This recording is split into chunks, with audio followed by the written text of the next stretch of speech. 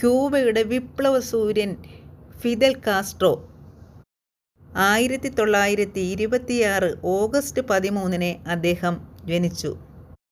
ഒരു communist വിപ്ലവകാരിയും ക്യൂബയുടെ ഭരണത്തലവനുമായിരുന്നു Fidel Castro. 1959 ക്യൂബയിലെ Fulgencio ബാറ്റിസ്റ്റയുടെ ഏകാധിപത്യ ഭരണത്തെ അട്ടിമറിച്ചുകൊണ്ട് ഫിദൽ കാസ്ട്രോ അധികാരത്തിലെത്തി. 1965 ക്യൂബൻ കമ്മ്യൂണിസ്റ്റ് പാർട്ടിയുടെ സെക്രട്ടറിയാവുകയും ക്യൂബയെ കമ്മ്യൂണിസ്റ്റ് സോഷ്യലിസ്റ്റ് റിപ്പബ്ലിക് എന്ന് പേരിടുകയും ചെയ്തു. കാസ്ട്രോയുടെ ഇച്ഛാശക്തിയിൽ വ്യവസായവും വാണിജ്യവുമെല്ലാം ദേശസാൽക്കരിക്കപ്പെട്ടു. ക്യൂബയെ ഒരു പൂർണ്ണ സോഷ്യലിസ്റ്റ് രാജ്യമാക്കാൻ കാസ്ട്രോ ശ്രമിച്ചു.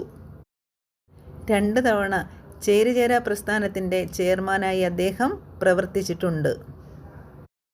2016 നവംബർ 25 അദ്ദേഹം അന്തരിച്ചു.